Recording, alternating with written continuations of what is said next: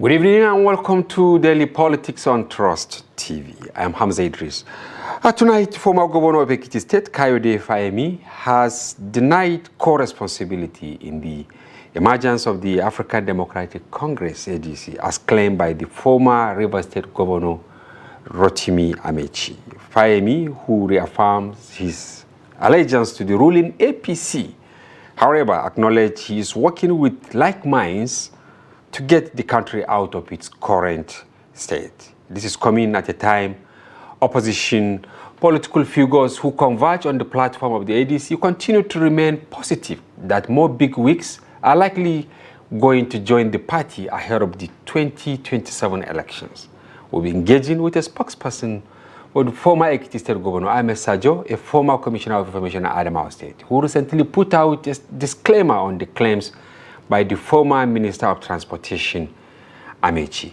Thank you very much for coming to our studio. Yes, thank you very much. All right. I'm glad to be here. All right. Also, the Coalition African Democratic Congress, ADC, is facing tough time as it navigates through a bumpy road to the 2027 election, despite an initial momentum about its emergence as a strong opposition to the ruling APC. The opposition platform is facing numerous hurdles, including disputed leadership takeover, legal landmines, and a growing question over what it has to offer to Nigerians grappling with cost of living crisis, insecurity, and poor governance. To put the issue in context, a member of the newly constituted National Working Committee, NWC of the ADC, Dr. Ibrahim Mani, and now the National Treasurer of the party, will join us in the second part of the program. But before the conversation, here are some major developments in the polity.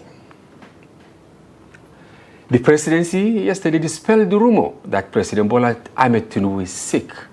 The International Center for Investigative Reporting, ICIR, had quoted sources as saying that preparations were underway by the president's medical team to potentially fly him abroad for urgent medical attention. According to information gathered by the ICIR, the president had reportedly been bedridden for several days, resulting in his absence from key state functions. In his stead, Vice President Kashim Shettima has represented the presidency at some official engagement. The medium also quoted an Aso Rock insider as saying that several of Tinubu's scheduled activities had been cancelled since the beginning of the week. According to the ICIR, it is also believed that the remainder of his week agenda has been cleared to allow his medical team to monitor his condition closely. However, the special advisor to the President on Information and Strategy, Bayo Onanuga, had told the ICR that people just tell you all kinds of rumors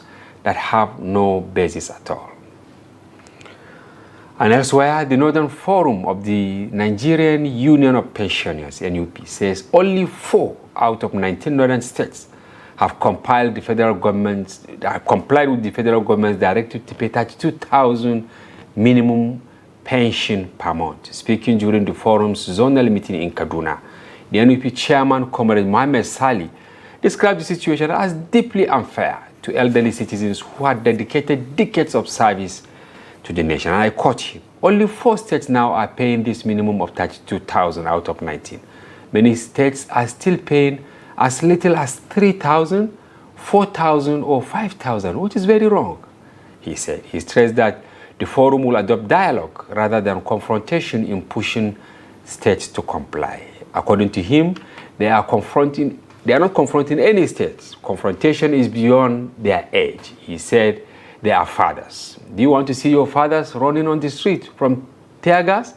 We will go from one state to another in dialogue. That was the end of his quote. And I'm really touched, compelled to start the conversation with the last one instead of starting with the sickness of the president. Now, he was saying they will not take to the street, but some of their members are being paid 4,000, 5,000, or 3,000 a month. What will you say? The greatest tragedy that the working class suffers in this country is that anytime the working class has the opportunity to pretend over the system that ensures fairness to the citizens, not just itself, the working class fails the citizens, and in the process they fail themselves. all the policies that are in operation in this country are policies that are either, initiated or at least driven by the working class. And you need to go to pension offices in the states and you will weep with tears. Civil servants working in pension offices, cheating pensioners, not knowing that tomorrow they will retire and become pensioners themselves. So it's sometimes these things are self-inflicted. Permanent secretaries and other top government functionaries should make sure that the system is made fair to everybody while they are in service. Not when they get out of service and then they start complaining.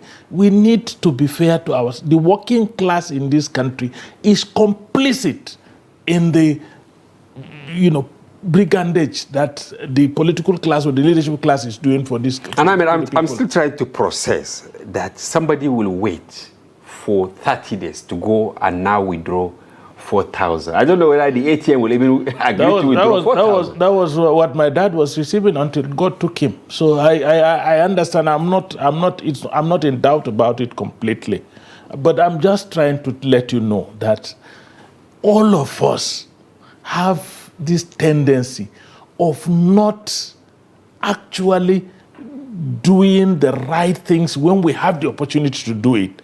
And so when we get out of it, look, let me tell you, this corruption we are crying. Okay. Wallahi, if civil servants say there will be no corruption in this country, wallahi, there will be no corruption.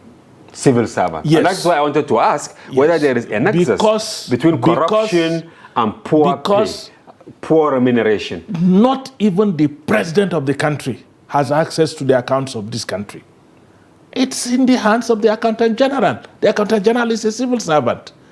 The workers in the accountant general's office are civil servants. In the ministries, the accounting officers are the permanent secretaries. No minister will tell you that he knows the color of the checkbook. So where is the missing link?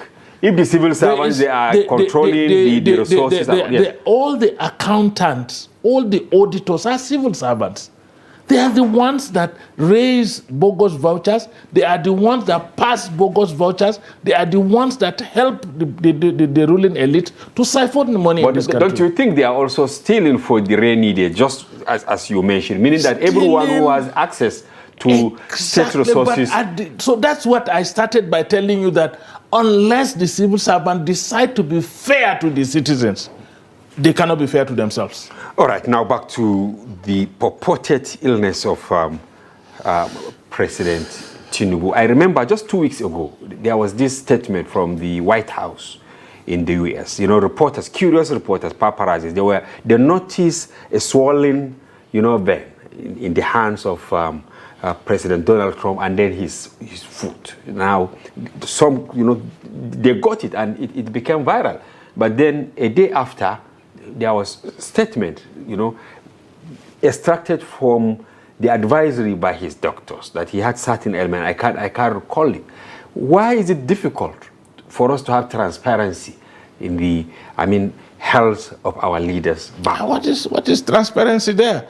You said the man is sick. The man said, I'm not sick. That's all now. But do you believe them? Well, you're talking about belief. Yes. The trust deficit is so huge that even us that are talking here, how many people believe us? The general feeling in this country is that there's a trust deficit. We don't trust our leaders, we don't trust our spokespersons, we don't trust anybody. But that does not preclude the fact that the man is the only one that would say whether he is sick or he's not sick. And his spokesperson said he's not sick. Let's pray for him, If he is sick, to recover. If he is not sick, for him to be seen in public. Because it's about him being seen in the public. There was an event that reportedly took place earlier last week, but was spinned much later into the week to dispel some of these rumors that the president was incommunicated. We continue to pray for our president. That's just the best we can do under the circumstances. If Bayo Nanuga says Mr. President is healthy, let's believe him. Let's accept that Mr. President is healthy. But what about accountability? Because you can see almost every other thing, Sajoh, they are interrelated and interconnected. I understand. This can actually take away our... You remember late President Buhari, during his days, you know, when he traveled, earlier they said it was for medical checkup. Before we, you know, it translated to sickness, it translated to a serious dilemma in the country. And before him, look at Adwa. I agree with you. I agree with you. First and foremost, presidents are human. And they are the property of the state. This is where I'm heading to. Yes, but they are human. They are property of the state. They can get sick like all of us. Yes. Because illness is one of the trials that Allah subhanahu wa ta'ala entrenched in our lives. In our lives, so that we remember that we are not omnipotent, we are not God. We are human.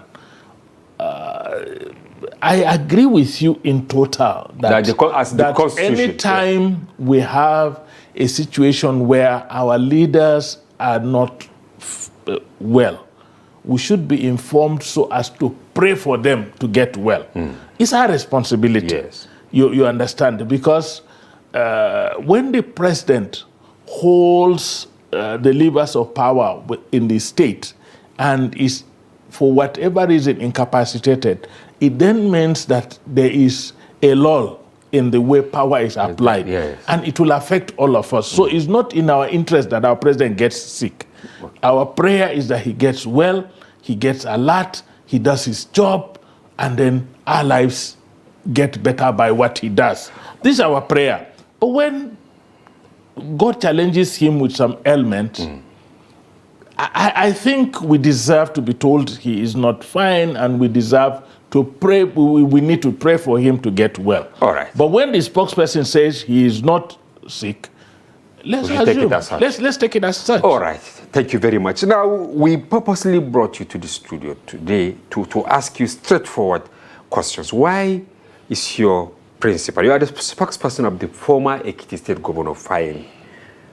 Now, you issued a statement debunking what former governor of Rivers State said, that they co-founded the new African Democratic Congress. Why is he playing the ostrich? He is not playing the ostrich. He is not playing the ostrich. He has never been part of any African Democratic Congress. He has not been. You see, let us put certain things in context. Okay. Number one, as a politician, as an individual, it would be naive of me. In fact, it will be a disservice to democracy if I restrict my friends to only people who belong to the same party with me. Our political affiliations are different. Our relationships are different. I can decide to relate with you, whether we are in the same political party or not, because, of course, we are all Nigerians. And we can relate at any level. If Fayemi is relating with anybody in this country, he is relating with them because he has reached a point in his life where he can relate with anybody. So, to say today that he must not relate with somebody unless he intends to form a... Like Amaechi, for instance. Or anybody. But have they met? Have they met? There was a conference that was held, I know, in this Abuja. Okay. On an interrogation of the democratic process in its totality. And Amaechi was there, Fayemi was there. And as a matter of fact, the discussion was about democracy in Nigeria, not about political parties. And the fact that they were found in the same room discussing the same subject does not mean that they are forming a political party together. That is very pedestrian, that is unintellectual, and that is actually very, very annoying. I can understand seriously with Amaechi. Amaechi has become a political jobber. Since 1999, he has not done anything with his life other than politics. And so he thinks that, outside political office, he is not going to be comfortable. And his political turf, the Rivers State, had already been taken over from under his feet. his relevance is waning every day. And so he calls on to individuals, to drop their names and use their names to restore his own relevance in the public space. That is a very wrong thing to do. But is Fayemi any better? Yeah, Fayemi is better. How? Because Fayemi is not a political jobber. He's a professor, and he's lecturing now at King's College London. He lectures international students, postgraduate students. Fayemi has established the Amandla Institute. It's a Pan-African institute, and it has presence in about 17 African countries. And he is advising on an advisory capacity with about 7 heads of state in Africa.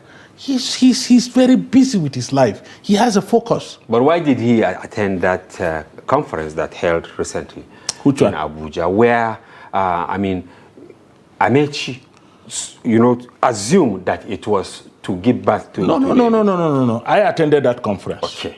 And that conference had nothing to do with giving birth. In fact, I still have the brochure of that conference. People in government and people who are not in government were supposed to be speakers at that conference. People in government did not attend. How do you blame somebody for people refusing to attend a conference? That's number one. Two, throughout the discussion, yes, politicians were playing politics with the discussion. First, Fayemi did not even utter a word. He just participated as a participant. That's number one. Because the convener, Otivie Igbuzo, is a personal friend. They worked in CDD together. Center for Democracy and Development. Yes, where he served as director. Right? As director. Otivie was also there. Okay. So that is, and the platform was a civil society platform. He is a civil society person. So, for fear of being labeled anti-government, he should not interact with colleagues that he rose up with. Even Otivie Igbuzo himself was the chief of staff to the Deputy Senate President from Delta, who just left office. Omo Agege. And they are APC. So this is one thing that is totally different. Another thing is that because Fayemi lectures international postgraduate students, and there are some ideals within the political space, because he lectures them, politics, governance, and security. His specialty is actually security. Because he lectures them these things, he tells them what is to be done, what are the right steps to do within the political space. He cannot be seen to do something different in his own country. Look, being a teacher carries a heavy burden on you. But this is what is on the surface. And looking at the trajectory of the former Ekiti state governor, he was rumored to be now seeing presidential ambition. No, he wasn't rumored. He offered himself as an aspirant. When I said he was playing the ostrich, you dismiss it. Can we say now he's on the fence as to where to? He is not on the fence. So he belongs to which political party? He belongs to APC. But he hasn't been speaking. He has. And defending the APC. He has attended caucuses in Ekiti. One of the caucuses was held in his house in Nishon Ekiti. APC caucus. In his house in Nishon Ekiti. So what are you saying? Look, all politics is local. Back home, he's comfortably APC, working for APC. But does he believe in the ideas of the ADC? Some of the things they are promoting, ADC. I cannot say. What are the things that the ADC are promoting? You see. Wait. You see, you are mixing two things. You are. We do. Please let us not compare apples with mangoes. No, I'm trying to actually put in context what we aggregate from our viewers. ADC. Yes. ADC as a coalition. It's a coalition that not just ADC, but any coalition in the political setup should be a coalition around ideas and concepts. not around individuals. What we're seeing in ADC for now, if they really want to up their ante, is that the discussions are around individuals. For now? For now. This is your thinking. What they need is discussions around ideas and concepts. What are those ideas? You're talking about there is hunger in the land. There is insecurity. There is insecurity. I agree with you. Even today, we have a story that one of the local governments of Kasana State were forced in a way to go into, agreement in court with bandits because they don't have any option. We've gone through this in the past, and we must hold the leadership generally in this country accountable. You may not know. Me, I keep saying it and I will continue to repeat it. I even lost my citizenship of Nigeria as a result of insecurity. When my hometown was sacked and the name was changed. I've gone to, Which local government was that? Mubi was changed from Mubi to Madinatul Islam, and it was made the caliphate of Boko Haram. By Shekau's late group. Yeah, exactly. So we've all gone through all of these things. And at any point in time, we continue to lament. But the truth about it is that we all need to begin to address this issue of insecurity as a collective responsibility. And it needs leaders leaders must come out clearly now. And that is why we have some issues, not we here in Daily Trust, but some Nigerians believe that it is time for those who actually answer their names to now clearly state where they belong. So where does Fayemi belong? He belongs to the APC for now. Is he in good terms with President Tinubu? Well, you see, good terms means a lot. Okay. Are we in good terms? Very well, since our days in Yola. I know him for over 20 years. Why are we in good terms? Because mutually we agree to be in good terms. Yes. So that's how good terms is. You know, it would be unfair of you to ask, or for somebody to ask me, am I in good terms with you? Without also asking you, are you in good terms with me? So you want us to now go and ask Tinubu whether he's in good terms with Fayemi? No, but I'm being very honest with you. The argument, the discussions in this country are always around persons and personalities. If I am in, one of the hallmarks of democracy is that it allows us choices at every level. If for a choice at the party level, primary, if it's a choice at the party level, creates enmity between two people, then we're not prepared for democracy. Because democracy is about choice. And if we all throw our hats in the ring, and then the people decide who they are going to choose, all the others should come around the person that has been chosen. And the person that has been chosen should embrace everybody. I represent our viewers in asking you that question, whether they are in good terms, going by what transpired ahead of the 2023 election. They said Fayemi was a bit lukewarm in campaigning for It's not true. It's not true. Don't forget that even after Tinubu won the elections, Fayemi was one of those people that organized the trips that he had abroad to link him up. Even the Chatham House meeting. He was privy to what he said. No, he was there. Check the videos. Okay, now back to the onions between him and Amaechi. In your statement, anyone who reads that statement will see the anger, the tone of your statement. You descended heavily on Amaechi. Do you have personal scores with him? No.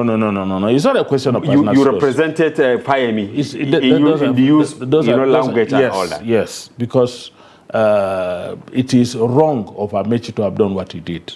It's wrong of him to say things that were not true. Even if he said them, he is saying what is not true. And he is using the name of Dr. John Kayode Fayemi to show up his own relevance in the public space. And that is wrong. Look, unlike Amaechi, unlike Fayemi, who has a lot doing in or out of politics, who could raise his head in the Committee of Nations and be at the United Nations, whether he's in government or not, be at the African Union, whether he's in government or not, be at other international fora, whether he's in government or not.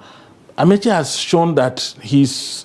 We actually interviewed him recently. He also showcased his pedigree, saying, of course, he has his reasons of wanting to be the president of Nigeria. Nobody denies him the right to want to be the president. But he shouldn't drop names. Is that what you are saying? He shouldn't. But he's not the first one. And in any case, if he is thinking that they will build an opposition coalition by blabbing around in the public space, he is not prepared for opposition coalition. But you see, the first one, Ahmed Sajoh, because I recall former Kaduna State Governor at a certain time also dropped the name of Fayemi, and all that, coming to form SDP or something. Why you are It's not true. It's not true. All of them are not telling you the truth. Let me tell you what happened at that conference that was convened by Otibia Upuzo. Fayemi was sitting with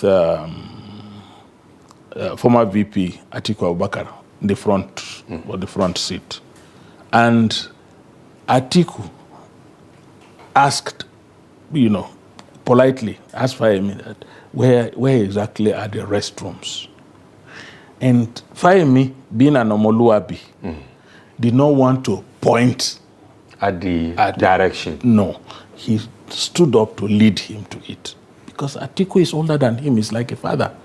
So he gave him that courtesy. He gave him that courtesy.